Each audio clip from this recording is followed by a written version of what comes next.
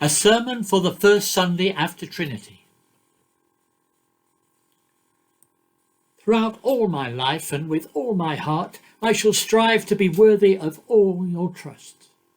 The words from the young Queen Elizabeth during a radio broadcast 60 years ago as she took the oath and was crowned Queen Elizabeth II at a coronation ceremony in Westminster Abbey. An estimated 3 million people lined the streets as she made her way to and from Buckingham Palace in the Golden State coach. Watched by millions around the world as live coverage of the event was broadcast on radio and television, there were street parties everywhere, and many people crowded round neighbours' television sets to watch TV for the first time.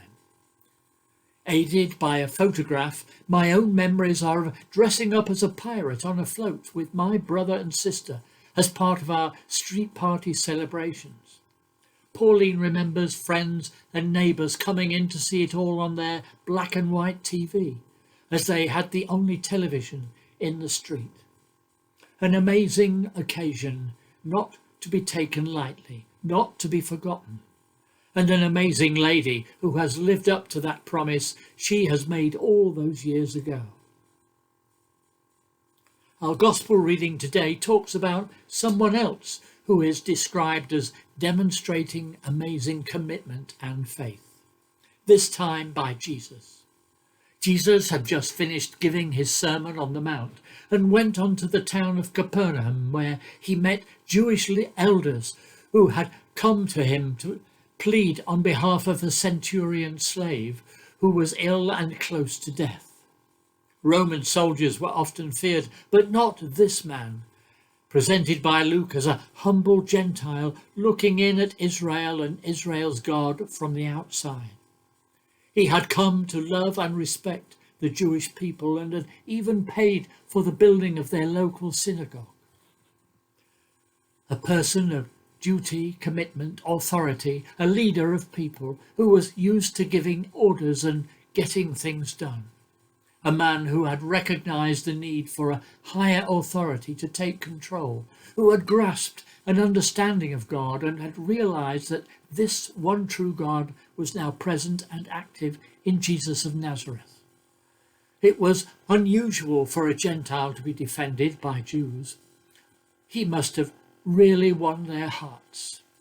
The elders persuaded Jesus to go with them to his house, but was prevented from entering by even more friends, to say that Jesus need not enter, but only command, and the centurion would know it would be done. Normally, in the Gospels, Jesus does things that surprise people, but on this occasion, Jesus himself is surprised by the sheer quality of the man's faith. I tell you, not even in Israel have I found such faith. The servant was of course healed, but the main highlight of this passage was the centurion's faith. He had no doubt that what he asked for would be carried out. No doubt about the power and word of Jesus to transform his servant's situation. No doubt about the authority of Jesus over life and death. Faith is not believing that God can, but knowing that he will. Faith is deaf to doubt, dumb to discouragement, blind to impossibilities, and knows nothing but success in God. Walking in faith means allowing God to do for us and with us what we could never do on our own. Luke presents this man as a model for those who will come in by faith from the outside, a faith that honours God. The centurion had a faith that demonstrates to others what true faith really means, a Gentile who understood who Jesus was and is, and trusted in his power and presence. Contrast this with the people of Galatia in our New Testament reading, who had turned away from the truth of God's word. They'd been persuaded by counterfeits, alternative theologies that had grown up around the true message. Wrapped in bright colours of good intentions, with an appearance of wisdom and religious duty, but lacking any value. Paul's opponents had persuaded the Galatians that because he was only an apostle and not a disciple, his message was second-hand and not from Jesus himself. Not so, replies Paul. His commission has come from God himself and from Jesus. Paul's vision of Jesus on the road to Damascus is absolutely central for him and his message. And so too is the gospel. Jesus, the crucified Messiah, is Lord of the world, and God has extended his grace and salvation to us all through his Son.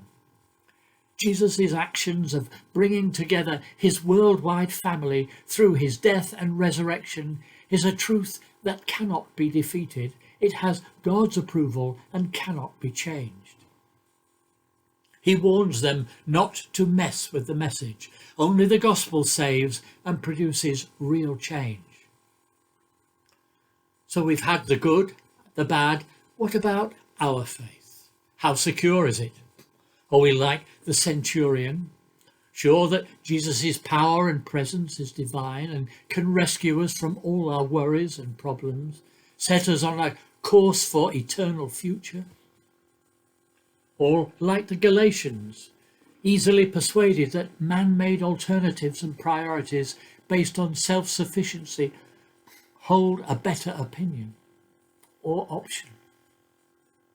The good news for us is that salvation from sin can be found in the sacrificial death of Jesus on the cross through faith alone. And the gospel message is a message of new life now.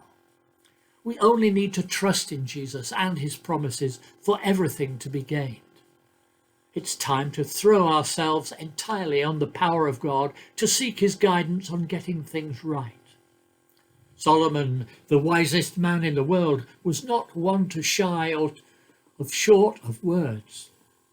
And when he had finished the temple, he stood before the altar in front of the whole assembly and gave thanks to God for what had been achieved, for keeping his promise, in blessing his life, his family, and his kingdom. With Jesus, we too will succeed. And like Solomon, like the centurion, like Paul, and like Her Majesty. When we reach the diamond stages of our journey and give thanks to God, we too will be able to say to him with confidence that throughout my life and with all my heart, I have strived to be worthy of your trust.